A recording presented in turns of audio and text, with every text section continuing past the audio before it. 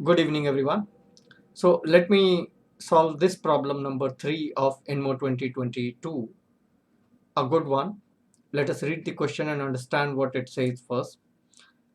For a positive integer n, they define a sequence, a number of arrangements of the integers 1, 2, 3, n into a sequence a1, a2, a3, n. So it is basically writing 1 to n in a particular order, which can be at max n factorial different ways. But the condition they are implying is one, that for every I lying between 1 to n, if I is less than 2i, then ai is bigger than 2i, a2i. So that simply means a1 is bigger than a2, a2 is bigger than a4, and so on and so forth. Likewise, they have also mentioned here, at the same time, ai is bigger than a2i plus 1 for I lying between 1 to n, and 2i plus 1 is bigger than I. So that means if I say ai is bigger than a2i plus 1, so that means the same a1 is bigger than a3, the same a2 is bigger than a5, and so on. Now if you see, there is no connect between a2 and a3 that has been given, so it can take any possible pairing, nothing between a4 and a5, but a1 simultaneously is bigger than a2 and a3. So ai is bigger than a2i, and simultaneously ai is bigger than a2i plus 1. For better understanding, they have given you an example that for 3 t3, that means 1 2 3, if I arrange them in 3 factorial, that is 6 ways, the only two that qualify are these two. Considering this, that this is the condition for all such sequences to be defined, there are 3 questions. Now let us try one by one. The first one says find T7. We will attempt it in 2 different ways. One is first manually, and then probably in one of the second and third part we get some clue to find in general what it could be, and then get back again to verify the answer. T7 would mean that we would be basically writing the integers 1 to 7 in particular order which satisfies this. So I can understand very well that 7 has to be the biggest number, that is the first one, and after 7 it has to be any number lesser than 7, which could be 1 or which could be this, but 7 has to be bigger than the second number and the third number. That means at this place any number can become a2 or a3, but a2 has to be again bigger than the next two numbers a4 and a5, and a3 has to be bigger than the next three numbers a6 and a7. Same, I is bigger than 2i in this way. So how do I get all those numbers? The whole idea is, if I select any three number out of the remaining 6, which I can do in 6C3 ways, and arrange them here, then there is exactly 2 orders. The greatest among those 3 would come at this place, and the others 2 would swap here. So that makes it 2 different possibilities for swapping, and the other set of 3 would come at this place. Again, in that particular case, the greatest one would be here, and the others 2 would swap in this again in 2 ways. I'm not worried about which 6 3 to come here, because one of them comes here, the other one goes on the other side.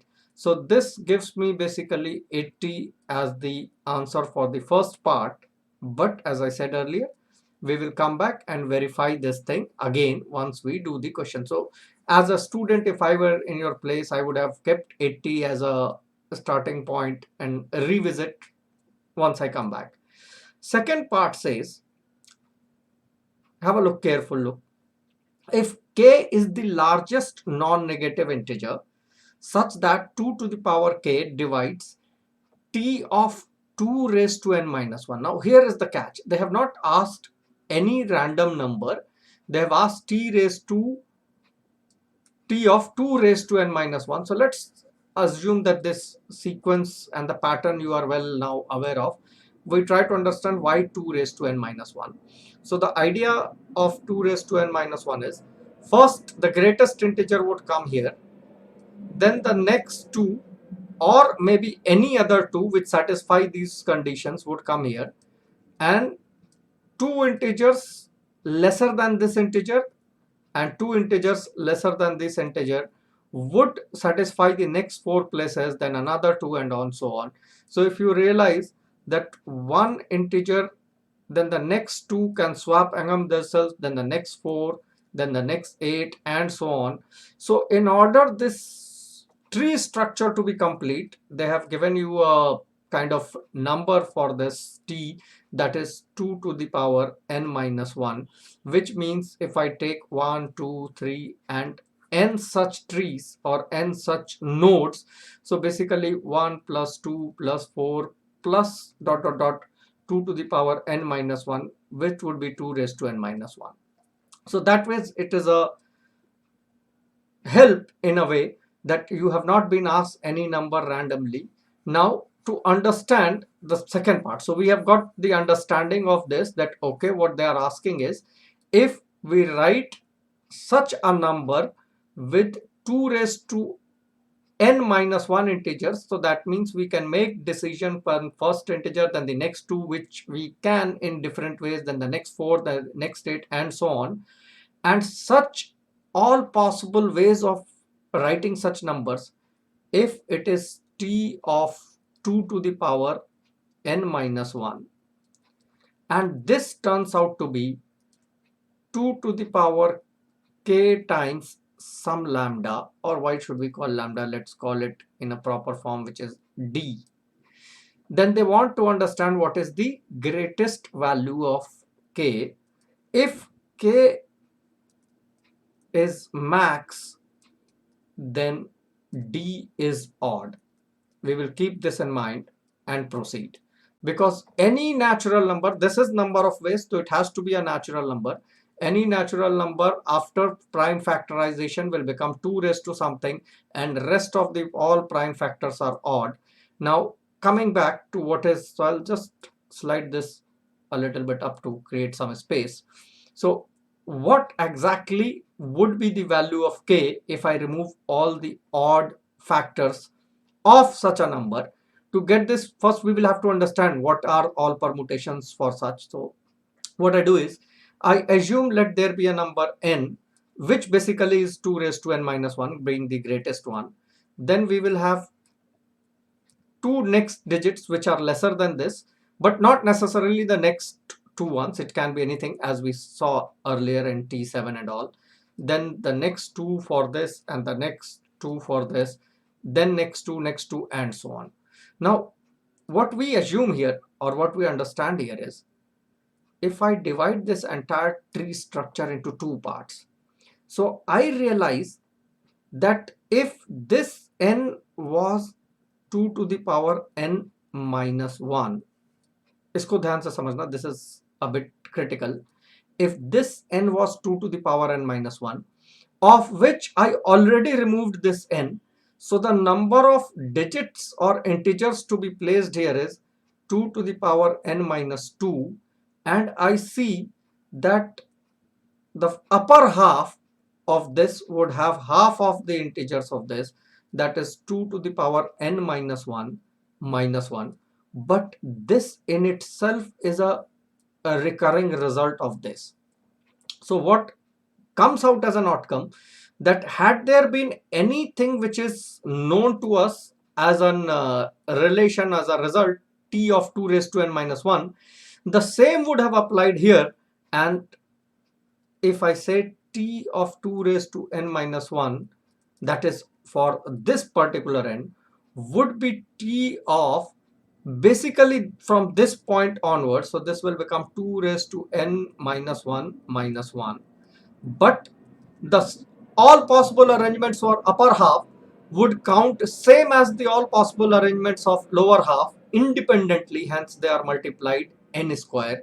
What is left for me is to further look into the number of ways in which I can divide these 2 to the power n minus 1 numbers into two equal parts, and that's basically simple PNC. It looks a bit clumsy in writing, but then if you are focused, you will not lose out on this. So this becomes 2 raised to n minus 1 minus 1 C, because these are the total number of numbers which we intended to divide into two parts. Now if you divide it into two parts, so definitely one of the part would have, oh, in fact this is basically the half of it, so the actual number would be 2 to the power n minus 2 c 2 to the power n minus 1 minus 1, as it was 6c3 in the previous case. C sometimes is written like this, or you can use the other notation. This becomes your recurrence relation. For this, we have still not reached what would be the value of k, so that we get basically maximum and all, but at least before we proceed, let us put in a small effort to verify whether this is true or not. So what I'll do is, we have taken t7 as a t in the manual form, so I'll put n is equal to 3. So t7 should ideally be equal to t3 square into, when I put 3 here, so this makes 8 minus 2, that is 6c. When I put 3 here, so that makes it 3, which is basically t3 is already given to be 2 as 80. So we are done with the recurrence relation. At least we came to understand that whatever is true for this node as t of 2 raised to n minus 1, the same should be true at this node as t of 2 raised to n minus 1 minus 1. For here also the same whole square, and the number of ways to divide the remaining digits, that is 2 raised to n minus 2, twice of this, into two equal parts is this. So this gives me a recurrence relation. The challenge now starts is that how do you know what is the greatest value of k here? That means for this number, which actually is a number, if I remove all the odd integers, then I am left with 2 to the power k. What is that k? Automatically that k becomes maximum when d is odd, but this is not so easy apparent to see. So what we do is, we use successive working on this. So I'll write the notation. I'll expect you all to just be very focused here, because it is a bit tricky. So I start with writing the factorial notation of this NCR. So this becomes 2 raised to n minus 2 factorial upon 2 raised to n minus 1 minus 1 factorial, the whole square. I'll use different colors so that you are not lost into this. Remember, this is half of this multiplied by, now I come to this one. If I use the same relation here, so t of 2 raised to n minus 1 minus 1, not the whole square, the single node, would be basically one such NCR, and t of 2 raised to n minus 2 minus 1. This NCR would be the previous term of this, where n is replaced by n minus 1, but this is not a single term, this is a whole square. So practically I would be getting something like 2 raised to n minus 1 minus 2. Remember, this would not change, this is 2 factorial upon 2 raised to n minus 2 minus 1 factorial, denominator the whole square because of NCR, and a whole square here because it is already in square. Likewise, another term which would be power 4, likewise another term, and dot dot dot dot dot, and so on so forth. Now I start trying to understand this. I forget the rest of the question. Just have a focused look on this. If you see this particular term, the numerator and the denominator here, the degrees are same.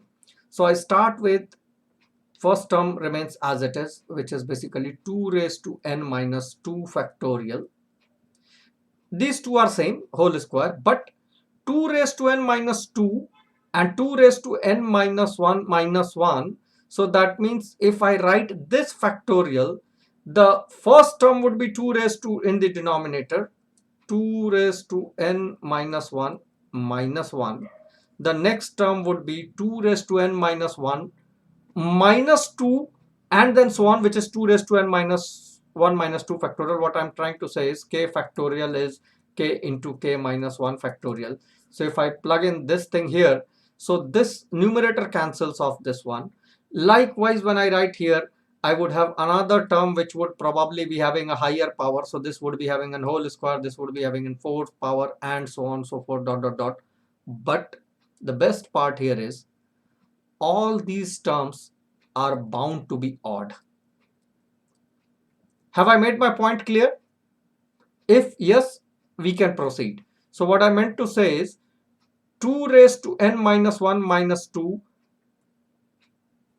into minus 1 into a factorial and so on. So these all terms come in denominator, and this is basically the factorial. Now if I simplify this, this has to be an integer because ultimately it is t raised to 2n minus 1. We need not bother about this thing. All we need to understand is that we simply remove all odd factors and only look at the even factors, because odd is not my concern. My concern is even. So when I write 2 raised to n minus 1 factorial, I get 2 raised to n minus 2 factorial. So this becomes 2 raised to n minus 2, 2 raised to n minus 1, 2 raised to n minus 3 minus 4, and so on. And a big denominator with every term as odd, which will cancel off some of the odd terms. Still there would be some of the even terms remaining. From this you will have to pick what is the total number of even terms, that is the maximum. And for that, what we can understand very well, that if I can pick the number of even terms from this denominator, I'm not worried about the denominator because ultimately it has to get cancelled because this is an integer for sure by definition. So I should be knowing the number of 2's in this. Let me take you to the elementary mathematics where we used to do this thing. Lambda factorial is 2 to the power some k, 3 to the power something something. How would you have found k? So if you remember, what we used to do is we used to get lambda from the basic principles of arithmetic, that lambda, in fact, sorry, k as k is basically lambda upon 2 the greatest integer plus lambda upon 2 square the greatest integer plus dot dot dot dot dot dot dot and so on up to infinity. After a certain point this started becoming 0. I use the same thing here. Let me just take it up or my video would interrupt it. So what I am trying to do, k is 2 raised to n minus 2. So I would want 2 raised to n minus 2 upon 2 the greatest integer plus 2 raised to n minus 2 upon 2 square the greatest integer, and so on and so on and so on. And this is something what they were looking at this second part.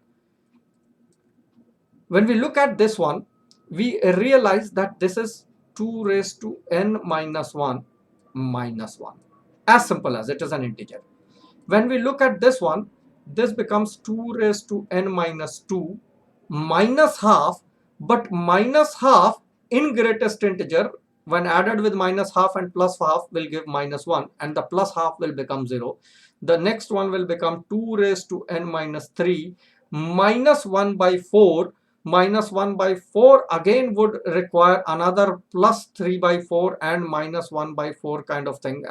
Repeat, it would be minus 1 by 4, so it would be, yeah, so again a minus 1 because the fraction part goes away, plus 1 by 4 and minus 3 by 4 and so on so on so on so on so forth. This if you add, so this 1 1 1 up to n terms becomes minus n, and the rest is a GP which gives you 2 raised to power n minus 1. So your k, the maximum value of power of 2 which divides t raised to 2n minus 1 is nothing but 2 raised to power n minus 1 minus n, which if we go up and see whether it was a question of prove that or they wanted, yeah, 2 raised to n minus 1 minus n. For the C part, let me give you a moment to think and then try on this on your own, or maybe I'll do it quickly. There is only one small level of change in this. Now for the C part, what we realize that this time it is t of 2 raised to n plus 1, that means we would have not exact number of nodes to complete, because for initial values it is 3, okay, but for the next one it is 5. So that means it would go something like this. And if I take this 3, so this makes it 9, so another one is 7, so we will have another 2-digit here. Now here what you were supposed to understand well is that it is not important that these numbers, which are two lone pair kind of thing, which is not completing the set, is whether on this node or this node or wherever. All it is required that these two numbers, whichever it is, should be lesser than the number to the node which it is connected. So what I could have done easily is, in this case, if I divide this into two parts, so then I can see at a node which is basically of the same half, but the upper one is one step ahead. So I can probably say here that t of 2 raised to n plus 1 was easily somewhat the previous one. Let me take you to that again. Somewhat as the previous one, but this time it is not t of 2 minus 1, 2 raised to n minus 1 minus 1. Both of them don't have the same integers in the sequence.